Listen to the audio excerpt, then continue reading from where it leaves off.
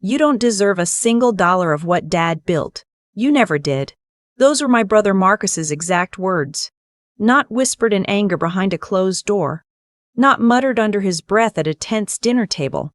He said them clearly, deliberately, standing in the hallway of Mercy General Hospital, loud enough that 2 nurses and an orderly heard every syllable. I was 31 years old. I had just been told I needed emergency spinal surgery. I had a herniated disc pressing against my spinal cord so severely that the attending physician, Dr. Anna Nair, told me, and I remember this with perfect clarity, he told me that if we waited another 48 hours, I might not walk again. That was the moment Marcus chose to say those words to me.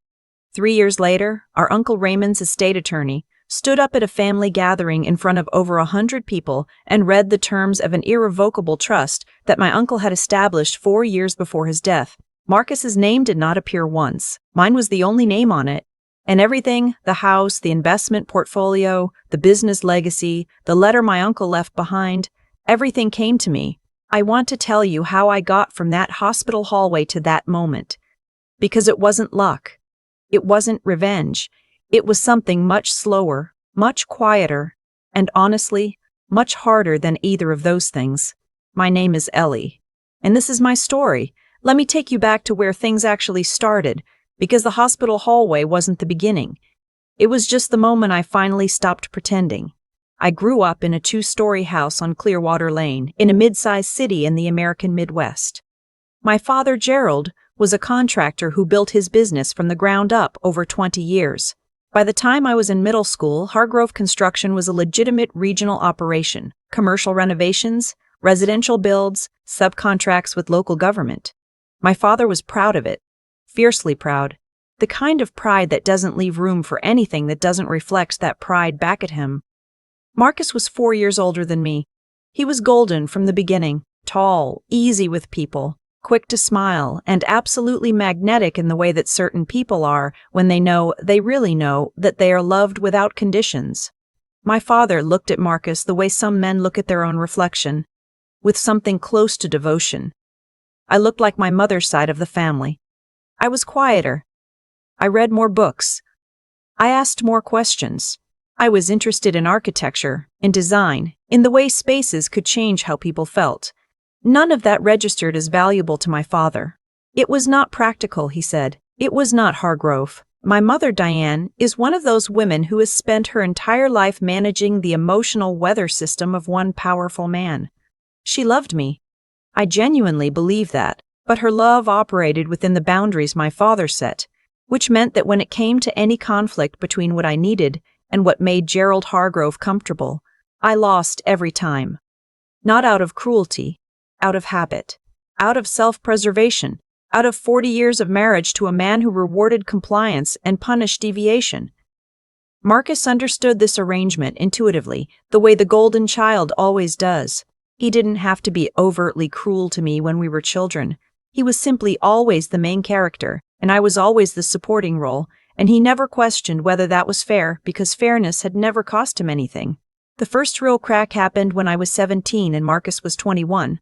I had won a design competition. Statewide, my entry was a conceptual renovation of a derelict community center, and it earned first place and a partial scholarship toward an architecture program.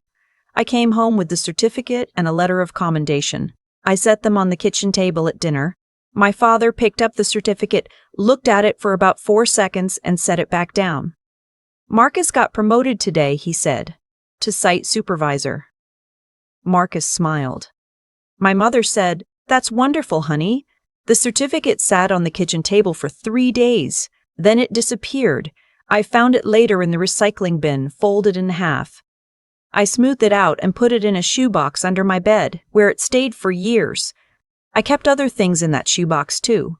Report cards, letters of recommendation, a note from my high school English teacher who said I had real talent, a photograph of me standing in front of a building I had helped redesign during an internship, documentation. I didn't know at 17 that I was building evidence. I just knew that no one else in my family was going to remember those things, so I had to. I went to college on that partial scholarship, plus loans and a part-time job at a drafting firm. I chose the University of Cincinnati's College of Design, Architecture, Art, and Planning. My father drove me to campus on the first day, carried one box to the dorm room, shook my hand, and said, "Don't expect us to bail you out. Not, we're proud of you. Not, call if you need anything." Just a preemptive warning that I was on my own. I said, "I won't." I meant it. Those years in college were the first time I understood what it felt like to be seen. My professors cared about my ideas. My classmates competed with me in ways that felt clean, respectful, even when they were intense. I graduated in the top 10% of my class. I got a position with the boutique architecture and interior design firm in Columbus, Ohio, called Meridian Studio. Small, but well-respected. The kind of place that won regional awards and worked on projects that mattered to the communities they served. I was happy. Genuinely, quietly, carefully happy. Meanwhile, Marcus had become the chosen successor of Hargrove Construction. My father had made that clear before I even finished high school. Marcus was learning the business from the inside out. He was being groomed. He attended industry dinners with my father. He was introduced at civic events as, "My son, the future of Hargrove." I was not introduced at those events. When I was mentioned at all, it was as an afterthought, and "our daughter is doing something with art," usually said with a slight downturn of the mouth, as if art were a mild but chronic illness I had not yet recovered from. I visited home on holidays. I kept the visits short. I was polite. I brought wine and helped with dishes and asked about the business and smiled at Marcus's stories about projects I had never been invited to contribute to. I was performing a version of peace because the alternative, saying out loud what I actually felt, seemed like it would cost more than I was willing to pay at the time. Then Uncle Raymond came into focus. Raymond Hargrove was my father's younger brother by 6 years. He had taken a completely different path. Where my father built a local construction business, Raymond had gone into finance and spent 3 decades in investment management in Chicago. He was not flashy about his success. He drove a sensible car. He wore the same brand of watch he had worn since he was 30. But he had done extraordinarily well, and by the time I was in my mid-20s, Raymond's portfolio and assets were significantly larger than anything my father had accumulated. Raymond had no children of his own. He had been married briefly in his 30s, and the marriage ended without bitterness and without children. He was private about his personal life. He traveled. He read voraciously. He called me on my birthday every year, even when my own parents forgot. That last detail matters more than it might seem. The first year my parents forgot my birthday, I was 24. They called 3 days later after Marcus apparently mentioned it at Sunday dinner. My mother apologized profusely. My father said, "We've had a lot going on." No further explanation. Raymond had called me at 8 in the morning on the actual day and sang the first few bars of Happy Birthday in a slightly off-key baritone and then said, 24. "You know what I was doing at 24? I said I didn't. He said, making every mistake I could find, "You're already miles ahead." It was a small thing. It was everything. Raymond visited once or twice a year. He came alone, stayed at a hotel rather than with my parents, and always made a point of having lunch or dinner with me separately from family gatherings. He asked about my work with genuine curiosity. He had studied the projects Meridian Studio had completed. He asked informed questions about load-bearing structures and natural light and community impact assessments. He treated my career like it was real, like I was real.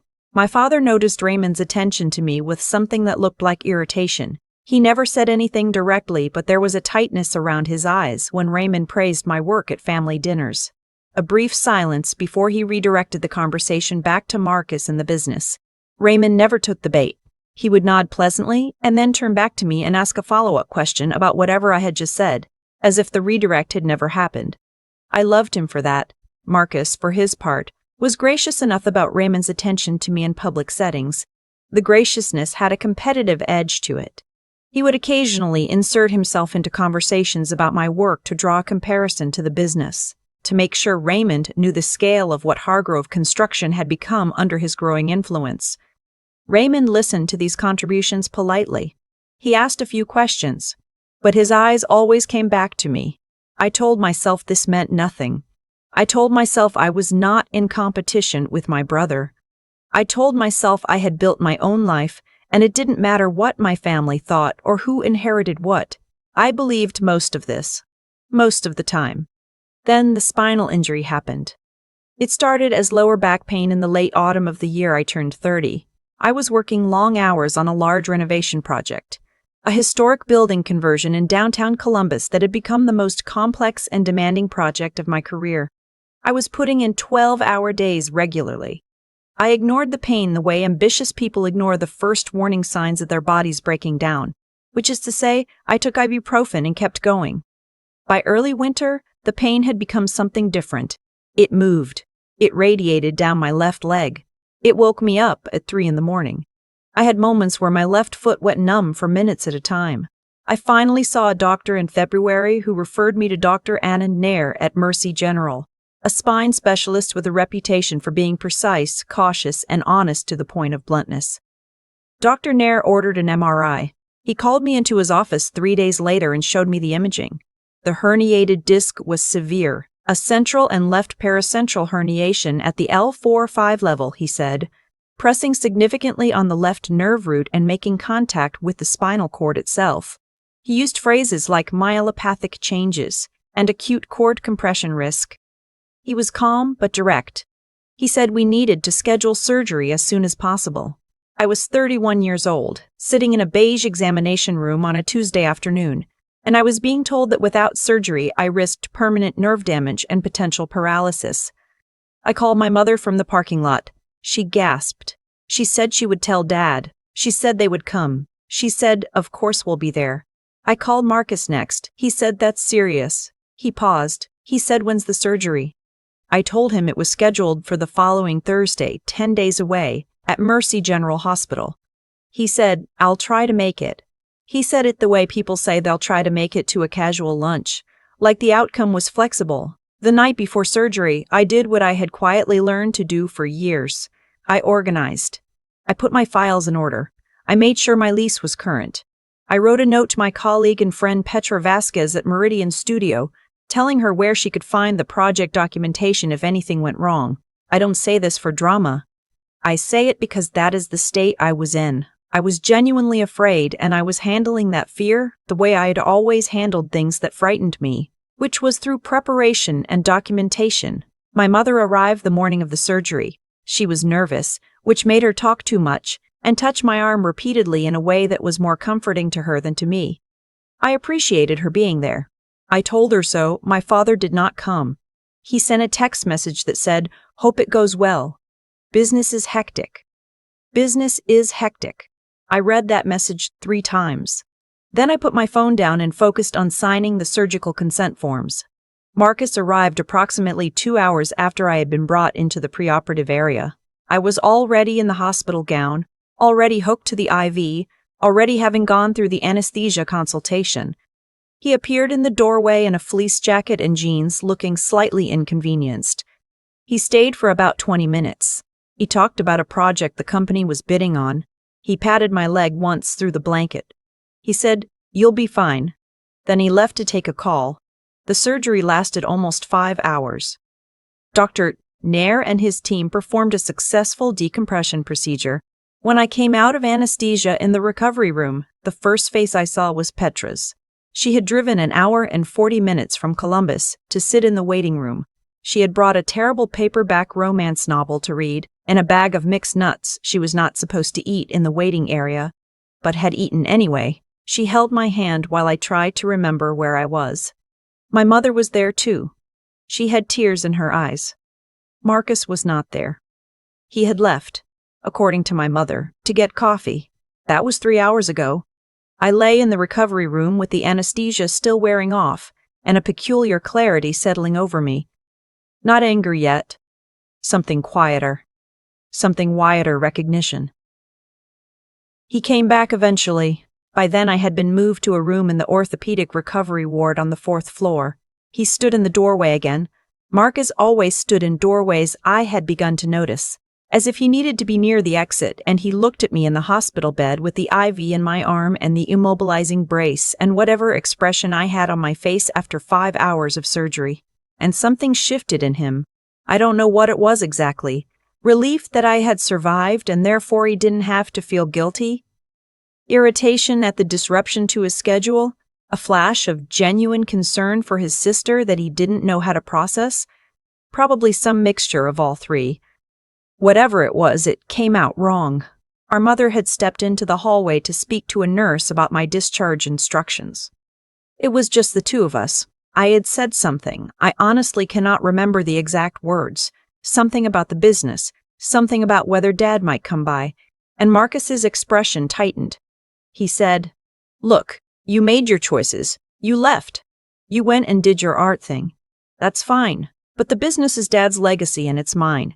And if you're expecting some kind of equal split when the time comes, you need to let that idea go." I said, "Marcus, I just had spinal surgery." He said, "I know. But this has been a thing Mom keeps bringing up and I want it addressed." I said, "Now? You want to address inheritance now?" And he said it, clearly, without flinching. "You don't deserve a single dollar of what Dad built. You never did." The two nurses in the hallway paused. I saw them through the open door. They looked at each other. The orderly with the supply cart stopped rolling it for just a moment. I looked at my brother for a long time. Then I said, "Okay." That was all. Just okay. He seemed almost disappointed that I didn't fight him. He left shortly after. I asked the night nurse. Her name was Sandra. I remember because she had a small sunflower pin on her badge. I asked Sandra if she could bring me a notepad. She asked if I was okay. I said I was. She brought me a yellow legal pad and a ballpoint pen. I started writing. Not a diary entry. Not a letter. Documentation. Time. Approximately 8:15 in the evening. Location, Mercy General Hospital, 4th floor orthopedic recovery, room 412. Present parties, myself, my brother Marcus Hargrove. 2 nurses and 1 orderly in the adjacent hallway. Words spoken. The exact phrasing. The context. Sandra, the nurse, when she came back to check my vitals an hour later, saw what I was writing. She glanced at it and then at me. She said, quietly, "I was in that hallway. I heard what he said." I said, "Would you be willing to write that down somewhere?" She hesitated. Then she said, "Give me a few minutes." She came back with a brief handwritten note on hospital stationery. Just 3 sentences. Her name, her position, and what she had witnessed. She folded it and placed it on my food tray. I folded it and added it to the legal pad. The shoebox from under my bed when I was 17 had just gotten bigger. I spent 6 days in the hospital and 12 weeks in recovery before I could return to work in a limited capacity. Petra drove me to physical therapy 3 times a week for the first month. My colleague Daniel Osei from Meridian covered my project responsibilities without a single complaint and sent me detailed updates every Friday so I didn't lose the thread of work entirely. These people, Petra and Daniel, they were not family by blood, but they were family in every way that actually functions. My parents called occasionally. My mother called more than my father. My father called once during the 12 weeks and talked primarily about a bid Hargrove Construction had just won on a municipal parking structure. He asked how my back was doing as an afterthought. I said it was improving. He said good. Marcus did not call at all. I thought about those 12 weeks of recovery a great deal. There was a lot of time to think. Physical therapy is unglamorous and painful. And there are stretches of time in rehabilitation where you are simply lying on a mat, doing very slow and careful movements, while a therapist counts softly, and you stare at the ceiling and your brain has nothing to occupy it but the truth of your own life. I thought about the inheritance comment.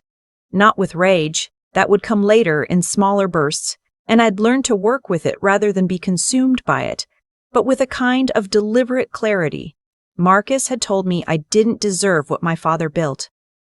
He was probably right that my father agreed with him, and the honest realization I came to, lying on that physical therapy mat, was this. I had been waiting for my family's validation my entire life. I had been performing a version of myself that was slightly diminished, slightly quieter, slightly less than, because making myself smaller had seemed like the price of keeping the peace. The peace had never actually existed. I had just been paying the price anyway. I decided at 31, with a healing spine and a yellow legal pad in my nightstand drawer, that I was done making that payment. I called Uncle Raymond from my recovery bed on a Wednesday afternoon in early spring. I hadn't told him about the surgery yet. I had told myself I didn't want to worry him, but the truth was that I was embarrassed. Embarrassed that I had been hurt. Embarrassed that my family's behavior had been so plainly inadequate. Embarrassed that the person who held my hand through it was my colleague and not my mother. Raymond answered on the second ring, the way he always did. I told him everything. The injury, the surgery, the recovery, the nurses, Petra, and then Marcus in the doorway. The exact words. The timing. Raymond was quiet for a long moment. Then he said, I've known for a long time that this family treats you like a guest in a house that should be yours. I said, I don't need the house. He said, I don't need the house. He said, I know. That's why I want you to have something better. I didn't fully understand what he meant at the time. I thought it was encouragement. I thanked him. We talked for almost an hour about other things. A book he was reading, a small park renovation project I wanted to pitch when I got back to work. When we hung up, I felt measurably lighter. Not fixed, not resolved, but lighter. He called back 2 days later and asked if I had a relationship with a personal attorney. I said I used a general practice lawyer for lease reviews, but nothing more established than that. He gave me the name and contact information for a woman named Helen Park at a firm called Castellan Legal Group in Chicago.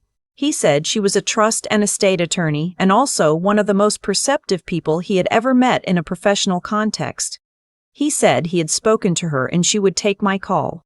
I wrote down Helen Park's name on the yellow legal pad. Recovery took the full 12 weeks before I was cleared for normal activity. I went back to Meridian's studio on a Tuesday in early summer, and my colleagues threw a small welcome back gathering in the conference room with a sheet cake that said, Ellie's back, literally, which made me laugh properly for the first time in months. Daniel had kept the historic building conversion project on track. It was going to come in on time and within budget. The lead architect, our principal Thomas Way, took me aside before the end of that first day back and said that my pre-surgery documentation and planning had made the handoff seamless. He said, you organized your work like you were building something permanent. I thought about what Raymond had said. Something better. I called Helen Park the following week. Helen Park was exactly what Raymond had described. She had a manner that was simultaneously warm and precise, like a good surgical instrument. She asked clear questions. She listened without interrupting. When I had finished explaining my situation, the family dynamics, the surgery incident, Marcus's statements, the witnesses, the legal pad, she asked me several questions I hadn't anticipated. She asked whether I had any documentation of financial disparities in how my parents had supported Marcus versus myself during formative years. I thought about college. My father had paid Marcus's entire undergraduate education, room, board, everything. I had taken out loans and worked part-time. I had the loan records. I still had them. Helen said, keep those. She asked whether there had been any formal promises or representations made to me about inheritance or business participation that were later revoked. I thought about a conversation I had had with my father when I was 23, when I had considered whether to take a position at Hargrove Construction rather than continue at the architecture firm. My father had said, and I remembered this clearly because it had stung at the time. He had said, there will always be room for you in the business, Ellie. You're still family. That had been before the surgery, before everything. I hadn't recorded it, and there were no witnesses I could identify. Helen said, noted anyway. Context matters. She asked about Uncle Raymond. I told her about our relationship, the birthday calls, the separate lunches, the conversations about my work. Helen was quiet for a moment. Then she said carefully, has Raymond ever indicated any specific intentions regarding his estate? I said he wanted me to have something better. I didn't push him on what that meant. Helen said, I see. I found out later that Raymond had already been in contact with Helen for some time. He had established the trust several months before I called her. She couldn't tell me details. That would come later. But the fact that she took my call at all the warmth with which she asked her questions, the careful way she said, I see, told me that something was already in motion that I was not yet privy to. I didn't press. I took notes. I documented. I began building the most organized file of my own life that anyone had ever assembled. Over the following 2 years, I rebuilt in ways that were visible and invisible. The visible rebuilding was professional. Meridian Studio made me a senior associate. I led the historic building conversion to completion. It won a regional architecture award and was featured in a Midwest design publication. Thomas Way began including me in client pitches as a co-presenter. I was earning more, billing more, contributing more visibly to the work I had always loved. The invisible rebuilding was harder and slower and more important. I started therapy in the autumn after my surgery with a therapist named Dr. Camille Fontaine, who worked out of a small practice near my apartment. I had resisted therapy for years. Not out of stigma exactly, but out of a kind of stubbornness that I recognized in retrospect as a defense mechanism. If I went to therapy, I would have to say out loud all the things I had been quietly carrying. And saying them out loud would make them real in a way that just getting on with it had allowed me to avoid.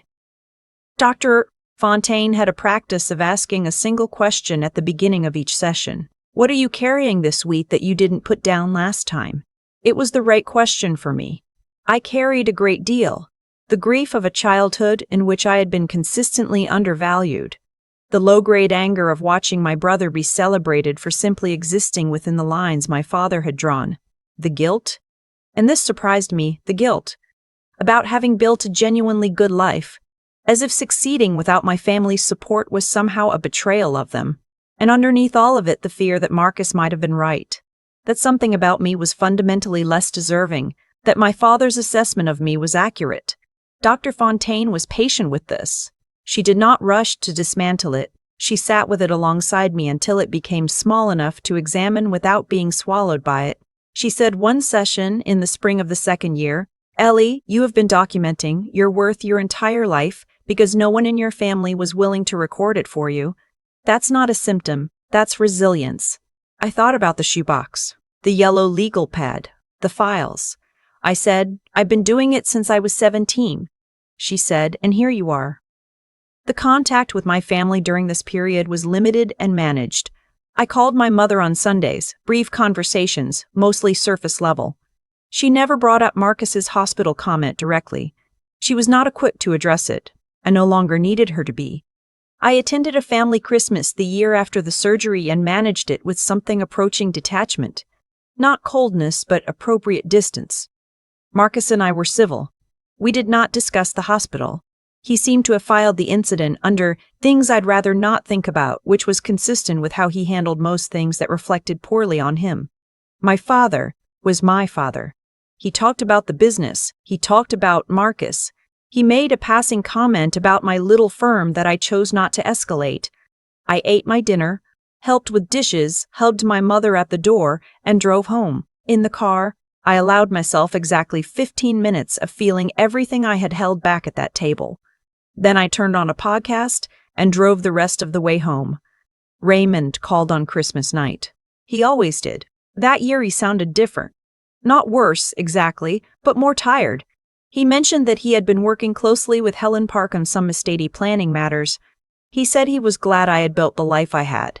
He said, and this is one of the things I replay most often in my memory, he said, "Ellie, the Hargrove name shouldn't define either the best or the worst of what you become. You're already past that. Just keep going." I said, "Are you okay, Raymond?" He said, "I'm fine. I just like making sure people know what I think of them while I still can." I said I loved him. He said he loved me too. 9 months later, he was diagnosed with pancreatic cancer. The diagnosis came in September. Raymond called me himself 2 days after he received the results. He was direct about it the way he was direct about everything. Pancreatic cancer, stage 3, caught late, but not impossibly late. He was going to pursue treatment. He was working with an oncology team at Northwestern Memorial Hospital in Chicago. His prognosis was, in his words, uncertain but not yet settled. I asked if I could come to Chicago. He said, "Not yet. Let me get through the first round and see where we are." I respected that. I sent books. I sent a handwritten letter every 2 weeks. I called every Sunday, and we talked for as long as he wanted to, sometimes an hour, sometimes 10 minutes, depending on his energy. I flew to Chicago in November and sat in his apartment for a weekend, making soup and reorganizing his bookshelf by subject rather than author because he admitted it had been driving him quietly crazy for years. We watched 3 old films. We talked about everything. He did not tell me the specifics of his estate planning that weekend. I did not ask. It felt like the wrong thing to ask a man who was fighting for his life. And beyond that, whatever Raymond decided to do with what he had built was his choice entirely. I was not there for what he had. I was there because I loved him. Marcus visited Raymond once during his illness, as far as I was aware. A short trip to Chicago. He brought my father. According to my mother, who mentioned it with the careful neutrality of someone reporting on a diplomatic mission, the visit was pleasant but brief. Marcus had talked about the business expansion. My father had talked about the business expansion. My father had talked about the business expansion. Raymond had listened. My mother told me this and then paused and said, "You've been going every month." I said, "Yes." She said, "He looks better when you're there." His neighbors told me. I said, "I'm glad." She said, "Ellie," and then stopped. I waited. She didn't finish the sentence. I think she was trying to say something about how she saw it, what the difference looked like between my relationship with Raymond and Marcus's relationship with Raymond. But she couldn't find the words that didn't also implicate her own choices, so she let it go. I let it go too. Raymond died in the spring, 21 months after his diagnosis. He was 67 years old. His final weeks were at Northwestern Memorial and then at a hospice facility in Evanston, where the rooms had large windows and the staff spoke quietly and with genuine care. I was there in the last week. I sat beside him for hours, reading to him from a book about urban planning history that had been his during college. I had found it on his shelf with his annotations in the margins, young Raymond's handwriting. Confident and slightly slanted, arguing with arguments that had been made before his birth. He was not in pain at the end. He was tired. He held my hand. He said on one of his last fully coherent days, "Everything is in order. Helen knows what to do. Trust her." I said, "I know." He said, "You built something real, Ellie. Don't let anyone tell you otherwise." He died on a Tuesday morning, just after sunrise. I was in the room. I held his hand until it was still. Helen Park called me 2 days after the funeral. She was professional and warm. She said that when the estate was ready to be formally conveyed, she would contact all relevant parties and arrange a reading of the trust documentation at a location to be determined. She said there were some formalities that would take several weeks to finalize. She said, "I want to make sure you have proper legal support in place." I said I had been working with her for almost 2 years. She said, "Good, then you're prepared." I said, "Helen, what are we preparing for?" She paused for just a moment. She said, "For the reading to go exactly as Raymond intended, and for the response that will follow it." I thought about that for a long time. During those weeks between Raymond's death and the estate reading, Marcus made his moves. I learned about them gradually. Some from my mother, some from mutual family connections, some from things that appeared on social media that I observed without engaging. Marcus had apparently begun telling extended family members that he expected to be named significantly in Raymond's estate. He told people at a cousin's engagement dinner that Raymond had always kept it in the family, and that with Raymond's background in finance, his estate would be a meaningful supplement to the Hargrove legacy. He did not say Marcus specifically, but the implication was clear. When someone asked about me, and apparently someone did, Marcus said, with the generous magnanimity of a man who considers generosity a performance, "Ellie's done fine for herself. She doesn't really need it." I found out about this because my second cousin, a quiet woman named Agatha who had always been perceptive and fair, texted me. "Just so you know, Marcus is telling people Raymond's estate is going to him. Thought you should be aware. Nothing to do probably. Just wanted you to know what's being said." I thanked her. I forwarded her text to Helen Park. Helen said, "Good, keep everything." My father called me the week before the estate reading. It was the first time he had called without any prompting in several years. He cleared his throat the way he did when he was uncomfortable, a small, repeated sound at the back of his throat, like a sentence starting and stopping. He said, "Raymond was always fond of you." I said, "Yes, he was." He said, "Whatever he's left, we're family. I hope you'll keep that in mind." I said, "I always do." He said, "Marcus has put a lot into his future. Into our future.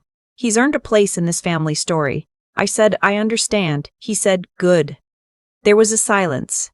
Then he said, "You know your mother and I love you." I said, "I know." He hung up shortly after. It was the closest he had come to asking me for something without asking, and the closest he had come to love without terms in a very long time. I held the phone after the call for a moment. I thought about 17-year-old Ellie with her design certificate in the recycling bin. I thought about the hospital hallway and Sandra the nurse's note. I thought about Raymond's handwriting in the margins of his college textbook. I said out loud in my empty apartment, "I love you too, Dad. But I'm not doing this for you." The estate reading was scheduled for a Saturday in late spring at the Millbrook Country Club, a private venue in the suburban area outside Chicago where Raymond had maintained a social membership for 2 decades. Helen Park had arranged the venue. She had sent formal written notifications to all beneficiaries and interested parties. The notification list, I later learned, was broader than I had expected. Raymond had requested it to be so. I arrived an hour early in a dark blue suit I had purchased specifically because I wanted to feel grounded, not armored. Petra drove me. She sat in the parking lot in her car, available because that is who Petra is. She said, "Text me when it's done." I said I would. The room Helen had reserved held about 120 people. I had not expected it to be so full. I had assumed it would be a small gathering, close family, the attorney, perhaps a few witnesses, but Raymond had a full life outside our family. His former colleagues from his finance days, neighbors from his building, the friends he had made over decades of living generously and curiously, his former college roommate, a man named Gordon, who flew in from Portland, several of Raymond's financial partners, including 2 who served on the boards of charitable organizations he had supported.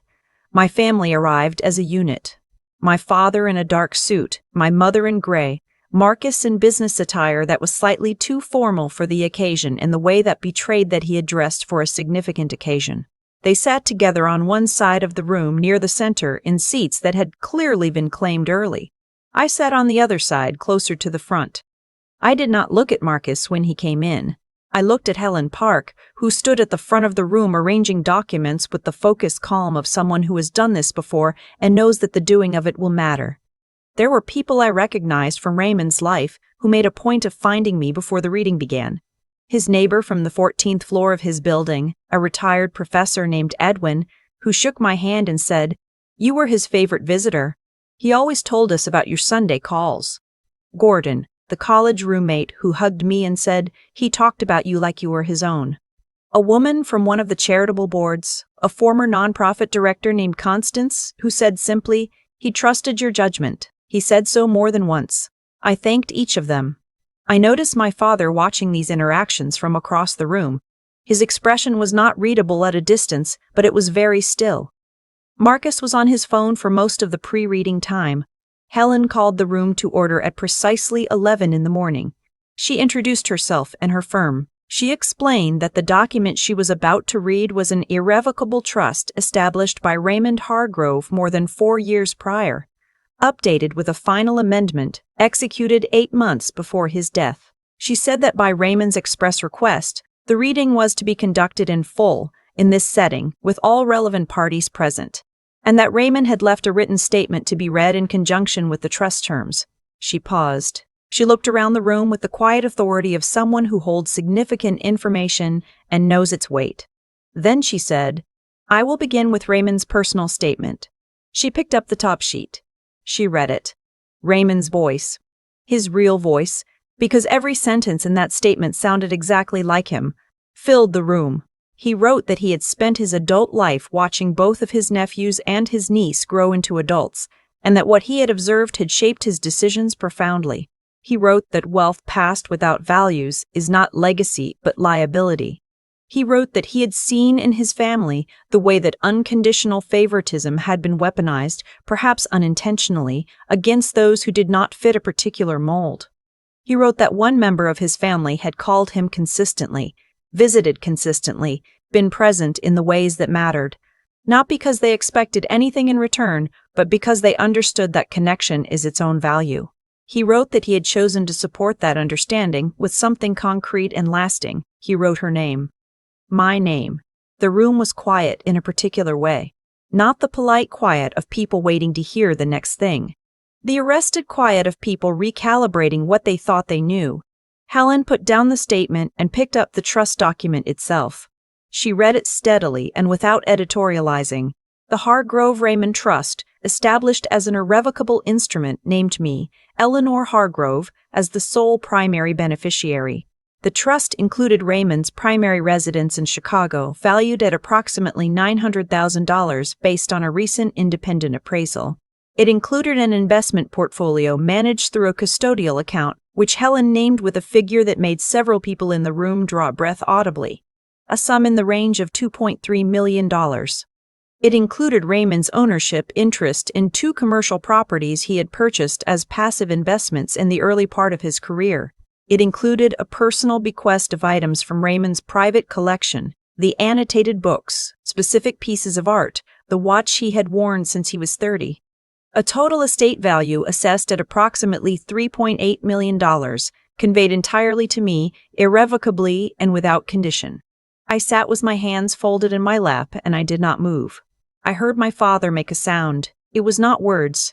It was the sound a person makes when something they assumed was secure turns out not to be. I heard Marcus say, quietly but clearly enough to carry, "This can't be right." Helen continued reading without acknowledgement. The third element of the reading was a supplementary package that Helen had prepared at Raymond's direction. She explained that Raymond had asked her to present, in addition to the trust document itself, a brief summary of the factual record that had informed his decision. Not as accusation, she said carefully, but as documentation of the context in which the trust had been established. Raymond had wanted this said plainly and in the same room as the family, so that it could not be quietly revised later. This was where Constance, the nonprofit board member, was invited to speak. She stood and spoke for approximately 3 minutes in a clear, measured voice. She said that Raymond had spoken to her on several occasions about his estate planning in the context of family relationships. She said that Raymond had described his relationship with his niece as one of the most consistently genuine he had maintained in his adult life. She said he had described specific incidents, including an account of a hospital visit in which his niece had undergone emergency spinal surgery and been told by a sibling within earshot of hospital staff that she did not deserve inheritance from a family business she had never asked to be part of. She said Raymond had found that account deeply troubling and that it had crystallized for him the nature of a pattern he had observed over many years. The room was completely still. Gordon spoke next. He had known Raymond since they were 19 years old. He confirmed the character of Raymond's intentions. He said Raymond had told him in the year before his death that he had found a way to make sure that the person who had shown up, who had actually shown up, in every sense, would not be left without recognition of what that meant. He said the same thing to me more than once, Gordon said. He said she showed up. She just kept showing up. I pressed my hands flat on my knees under the table. Helen then produced, as the final element of the presentation, a sealed exhibit folder. She did not open it. She simply described its contents. It contained a chronological log Raymond had kept, organized in consultation with Helen, of specific documented interactions. It included dated notations of phone calls, records of visits, copies of letters I had sent, a printed summary of my career accomplishments that Raymond had compiled himself. And it contained, specifically flagged, a copy of the note that Sandra the nurse had written on hospital stationery on the night of my surgery. The note Raymond had asked me about when I called him from my recovery bed, the existence of which I had mentioned offhandedly, which he had subsequently asked Helen to formally request as part of the documentation package. When Helen mentioned the nurse's note, I heard my mother make a sound, a small, compressed sound of recognition. She knew what that meant. She had been in that hospital. She knew what the night after my surgery had looked like from the outside. My father said nothing. Marcus stood up. He stood up with the particular energy of someone who has just been publicly exposed and has not yet decided whether to collapse or fight. His face was red. His jaw was set. He said, "This is an ambush." Helen Park looked at him with complete equanimity. She said, "The formal reading is complete. You're welcome to consult with your own legal counsel regarding any questions about the trust instrument. As an irrevocable trust established and executed in full legal compliance, its terms are not subject to contest on the grounds of personal disagreement." Marcus said, "I'm not talking about the legal." My father said, "Marcus." One word, quiet and level. Marcus stopped. The room was full of people who had just watched a family's private architecture exposed in public. Raymond's colleagues and friends, many of whom were people of substance and professional experience, sat very still. A few of the extended family members were looking at Marcus with expressions that were not sympathetic. Agatha, my second cousin, who had texted me the warning weeks before, sat with her hands folded and did not look at Marcus at all. Edwin, Raymond's neighbor, caught my eye from across the room. He gave me a small nod. Not congratulations, exactly, more like confirmation, like, "Yes, he saw you, he always saw you." I stood, not to speak, just to stand. I walked to Helen and collected the sealed exhibit folder and the copy of the trust document she had set aside for me. I thanked her. I turned toward the room. I did not make a speech. I had thought about whether I wanted to, and the answer was no. Not because I didn't have things to say, but because Raymond had said them. His voice had been in that room. Everything that needed to be said had been said by the man himself, in his own words, 4 years before, when he had sat down with Helen Park and decided that documentation was the most generous gift he could give. I said to the room simply, "Thank you for being here to honor Raymond. He would have been pleased that so many of you came." Then I walked to where my family was sitting. My father looked old in that moment, not in the cruel way, in the specific way that people look when the story they have been telling themselves for decades is suddenly, visibly insufficient. My mother's eyes were full. Marcus would not look at me. I said to my father, "I'll call you next week." He said, "Ellie," I said, "next week, Dad?" I nodded to my mother. She touched my hand briefly. I did not say anything to Marcus. There was nothing to say in that room, in that moment, that would have served either of us.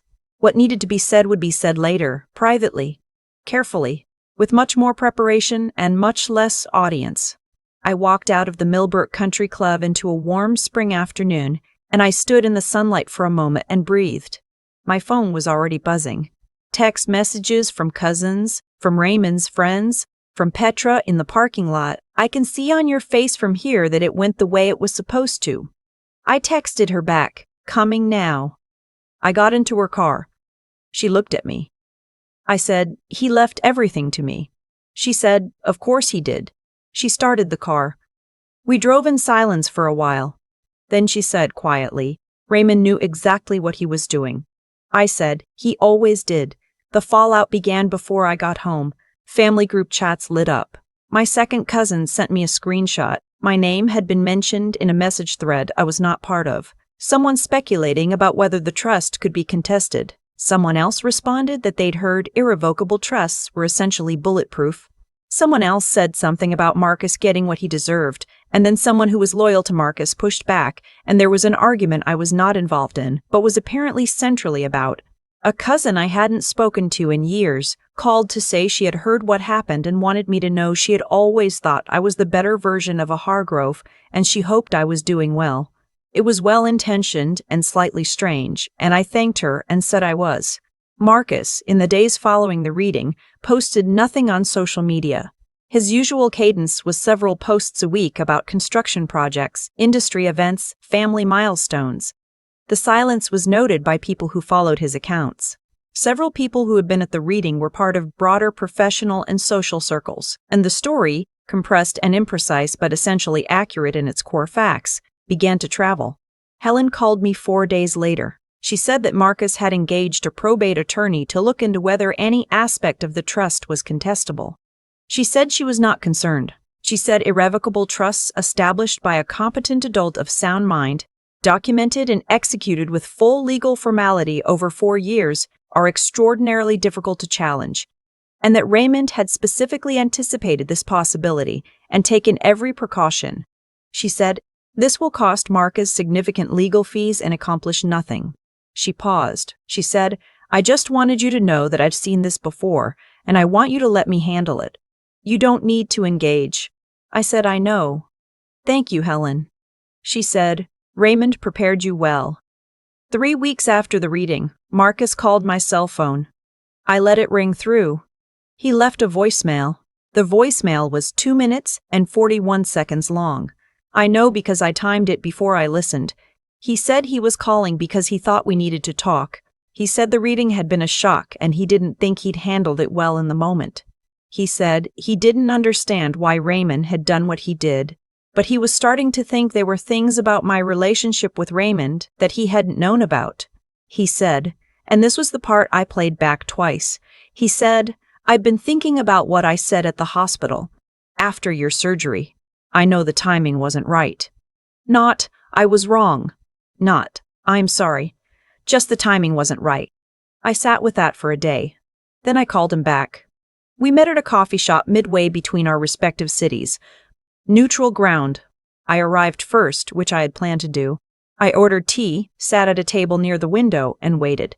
Marcus arrived looking like someone who had not been sleeping well.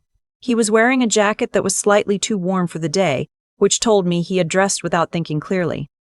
He ordered coffee at the counter and brought it to the table and sat down. He said, "Thanks for meeting me."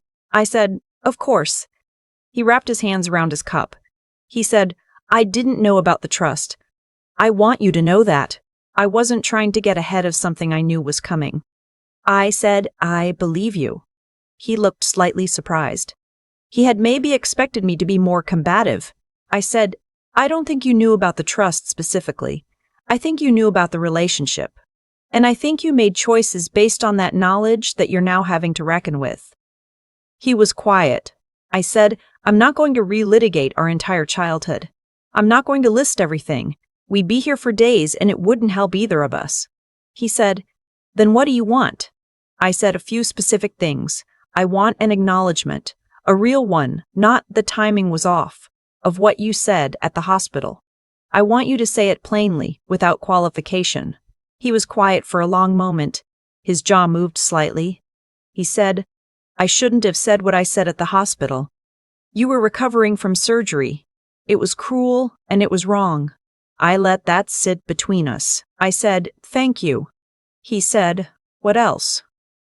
I had prepared for this part, not to be cold or transactional, but because I had learned, in therapy in the 12 weeks of recovery, in all the years of documenting what other people refuse to remember, that vagueness in the resolution of things like this is how the pattern continues. Vagueness lets people revert to the version of events that is most comfortable for them. Clarity is uncomfortable, but it is the only thing that holds. I told Marcus that I was not interested in cutting him out of my life entirely. I told him that I still had family feeling toward him, complicated and imperfect as it was, and that I believed he had the capacity to be a better version of himself than the person who had stood in that hospital doorway. I told him what the terms of my continued relationship with him would be. First, he would not contact me about the estate or Raymond's trust in any context. Not directly, not through family members, not through legal channels. Helen's firm had made clear the irrevocability. I expected Marcus to respect that. Second, I would make myself available for limited contact. Not dinners, not holidays that required extended proximity, not family events where I would be expected to perform normalcy. Weekly calls, a maximum of 10 minutes, until we had established, slowly, through consistent behavior over time, whether something more was possible. Third, the hospital incident. I wanted him to tell our parents, in his own words, what he had said, and that it had been wrong. Not on my behalf, on his own. He looked at me for a long time. He said, "You're not furious with me." I said, "I was. I worked through it." He said, "How?" I said, "Therapy, documentation, time." And a lot of very early mornings when the anger was the first thing I felt and I decided to feel it and then put it down and move forward anyway. He said, "Ellie," I said, "I know." He looked down at his coffee. He said, quietly, "I think I've spent my whole life being told I was enough without ever being asked to be more. And I think that did something to me that I didn't notice until now. It was the most honest thing he had said to me in 30 years of being alive in the same family. I said, I think that's right, and I think you can change it. He said, I don't know if Dad will ever.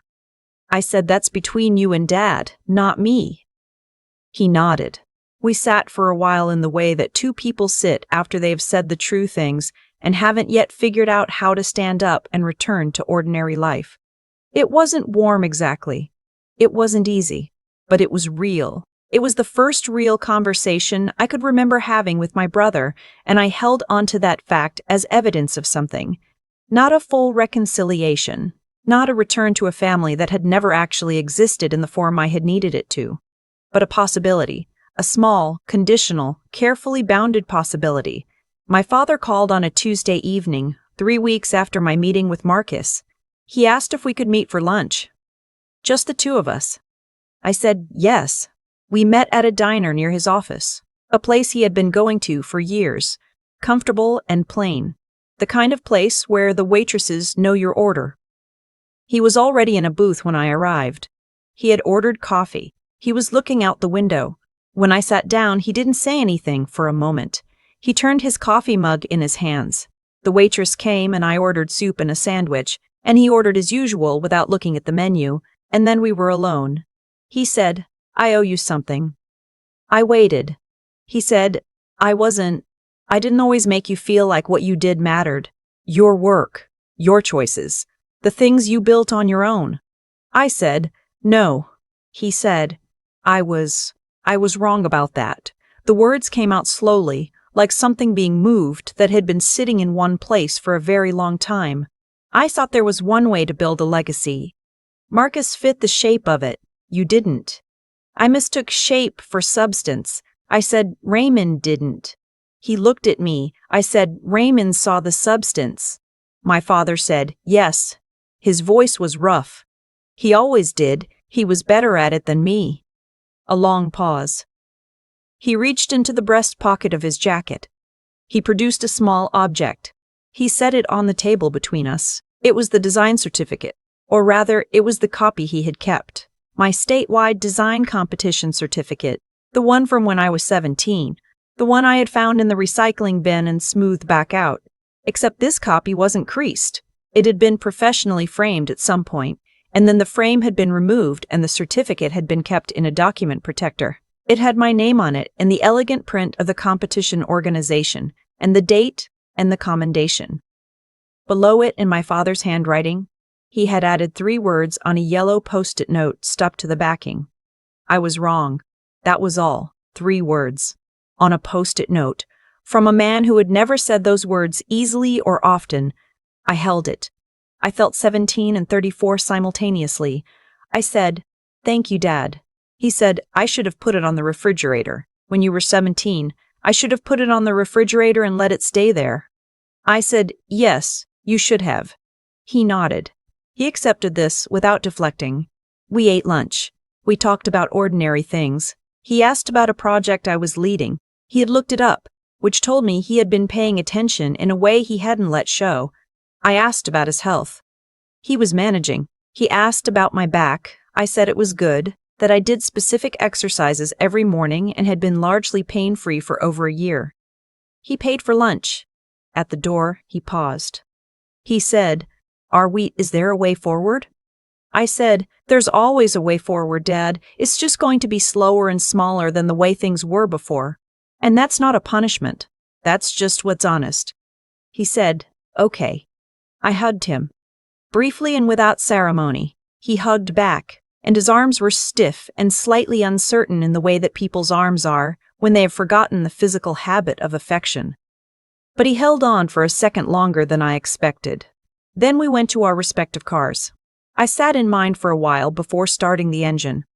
I thought about the certificate in my bag, the yellow post-it note, 3 words in my father's handwriting.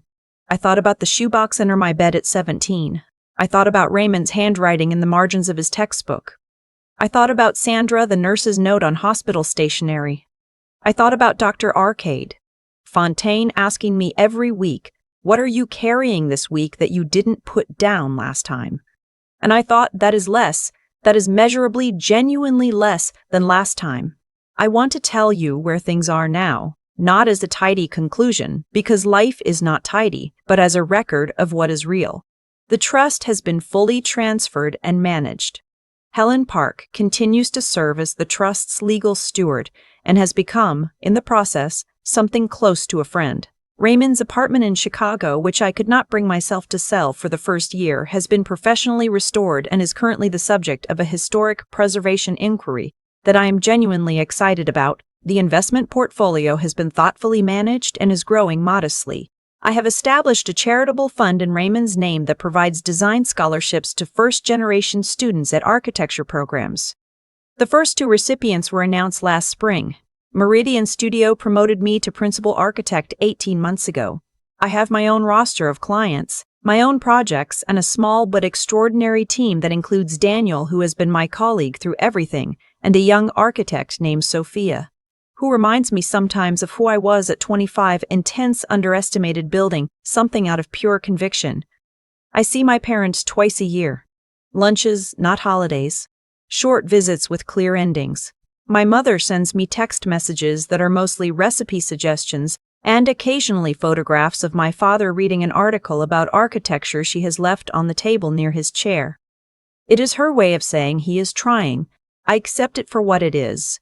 Marcus and I have our 10-minute calls. They are not warm in the way that I see warmth described in stories that resolve more cleanly than real life does, but they are honest. He has been in therapy, which he mentioned with the slightly defensive casualness of someone who has decided to do the right thing but isn't ready to make it a whole conversation. I did not comment on it because it was not my territory. His therapist's name and methods are his business. The fact that he is there is enough. He told our parents about the hospital hallway, as I had asked. I learned this from my mother. She called afterward, voice strained, and said, "He told us what he said. At the hospital." She didn't ask me anything. I think she was processing.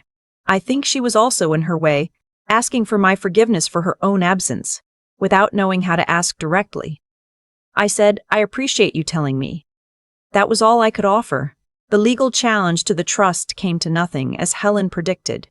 The probate attorney Marcus had engaged withdrew after 3 weeks of preliminary review. The trust was airtight. Raymond had made sure of it with the care he applied to everything he valued.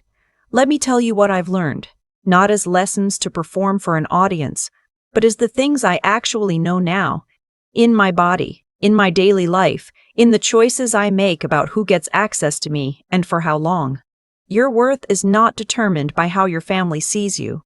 I know this sounds obvious when said plainly, but I spent 30 years in close daily contact with that phrase's opposite, with a family structure that communicated consistently and in countless small ways that my worth was conditional, that I had to earn what my brother received automatically, that my contributions would be acknowledged only when they fit a shape that my father had already decided was the right shape.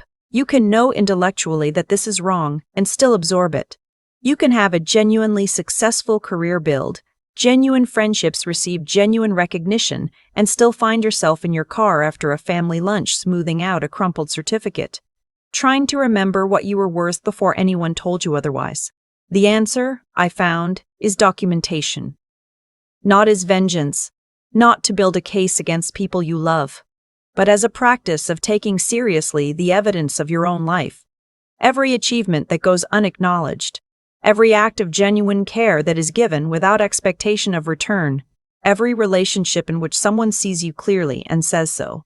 Write it down, keep it, not to wave at anyone later, just to have it, just to know that the record exists somewhere, even if only in a shoebox under a bed, because the day will come when you need to be reminded of what is true about you, and the external world will not be doing the reminding. Documentation was how Sandra the nurse helped me. She saw something unjust and wrote it down. She didn't know what it would become. She just knew that it had happened and deserved to be recorded. That is the smallest unit of accountability. 1 person, a piece of paper, 3 sentences. I also learned that choosing not to pursue revenge is not the same as choosing to do nothing. This distinction matters enormously. When Marcus said I didn't deserve the inheritance, I didn't scheme. I didn't manipulate. I didn't call Raymond and tell him what had happened in order to influence his decisions. I called Raymond because I loved him and he was someone I could be honest with. What Raymond did with his own estate was entirely his own decision, made from his own observations over years and years. I was not the author of his choice.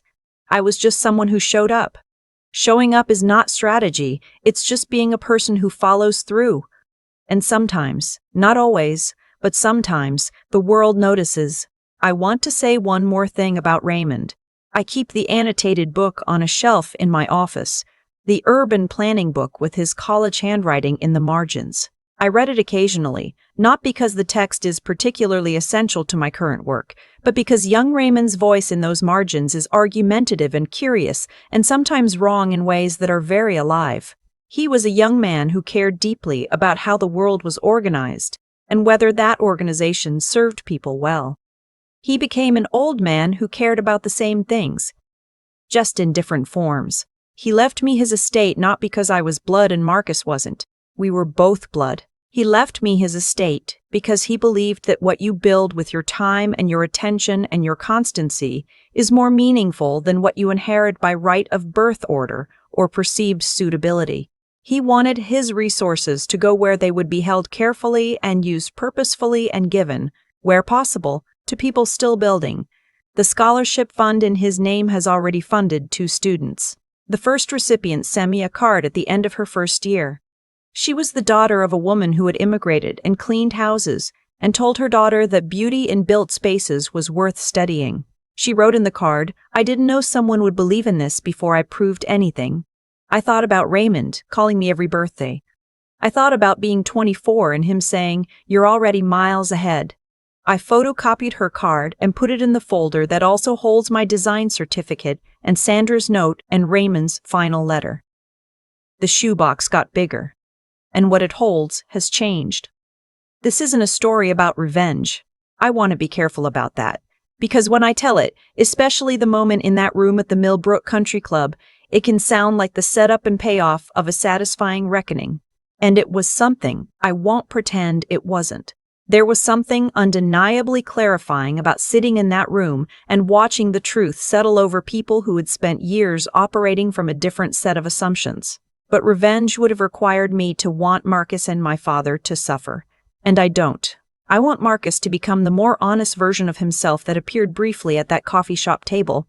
The man who admitted that being handed everything without being asked to earn it had shaped him in ways he hadn't examined. I want my father to put an article about architecture on the table next to his chair, and mean it. Small things, human-scale things. This is a story about accountability, which is different. Accountability doesn't require the other person to be destroyed. It just requires the truth to be in the room. The truth was in the room. I am at peace with what followed from that. I sleep through the night now. That is not nothing. For years, I had the particular sleep of someone who is managing a great deal of suppressed material. Light alert. Waking at 3 or 4 in the morning with a low background anxiety that I had learned to call normal because I had felt it for so long. I didn't know what it would feel like not to have it until it was gone. It left gradually. Therapy. The surgery and recovery, which forced me to stop and be still for the first time in years. The call with Raymond after the hospital. The evidence building that became, in time, evidence of a life well and honestly lived rather than just a record of injuries. And at some point, the weight just went. Not all at once, not dramatically. One morning, I woke up at 7 and realized I had not woken before that, and that the first feeling in my body was something like ease, and I lay there for a moment taking inventory, waiting for the anxiety to arrive as it always had, and it didn't. I got up. I made coffee. I stood at the window of my apartment and looked at the morning and thought, I am 34 years old and I have a life that I built, and someone who loved me left me the most generous possible confirmation of that, and today I have work I care about and people I trust, and a body that is healing, and more than enough. Not everything I wanted. I wanted a father who framed my certificate and put it on the refrigerator. I wanted a mother who could stand between me and diminishment when I needed her to. I wanted a brother who saw me as a person rather than a competing claim. I have versions of those things now. Small, limited, imperfect versions. They arrived late and they required conditions I had to set and maintain. But they are real. In the way that things earned through honest negotiation are real, in a way that gifts given out of guilt never quite managed to be. If this story resonated with you, if you heard something in it that you recognize from your own life, your own family, your own experience of being seen or not seen, being documented or not documented, being left in a hospital hallway or left out of a birthright you had always been told was shared, then I want you to know that you are not alone in that. The pattern I lived through is not unusual. The family structure in which one child is golden and one is a guest is not rare. The experience of watching a sibling receive what you were required to earn is so common that we almost don't talk about it as an injury anymore, because it has become so normalized that we call it just the way families are. It is not just the way families are. It is a specific and learned behavior that can be examined, addressed, and changed. And whether or not your family chooses to change it, you can. You can decide at any point in your life, regardless of age or circumstances, to stop paying the price of a piece that never actually existed. Document your worth, not for the reading at the country club, not for the moment when someone is proven wrong in public. Do it because the evidence of your own life deserves to be held carefully by someone, and the only person you can be absolutely certain will do that is you. Find your Petrus, your Daniels, your Sandras with the sunflower pin, your Constances and Gordons and Edwins, the people who see you clearly and show up anyway, not because you are perfect or easy or convenient, but because they have recognized something genuine in you and decided it is worth showing up for. Those people are your real family, not by default or obligation, but by active, repeated, deliberate choice. Build your evidence. Build your life. Build the thing that your family's framing told you was not the right shape, not the right kind, not sufficient, not Fargrove enough, not practical, not legacy-worthy. Build it anyway. Build it especially. And let the record show that you did. My name is Ellie. I am a principal architect. I have a scar along my lower spine that I feel on cold mornings, and that reminds me, every time, that I survived a thing that could have gone differently. I have a scholarship fund that carries someone else's name and a design certificate that carries mine. I have a chosen family who chose back. I have weekly calls with a brother who is slowly, imperfectly, genuinely working on himself.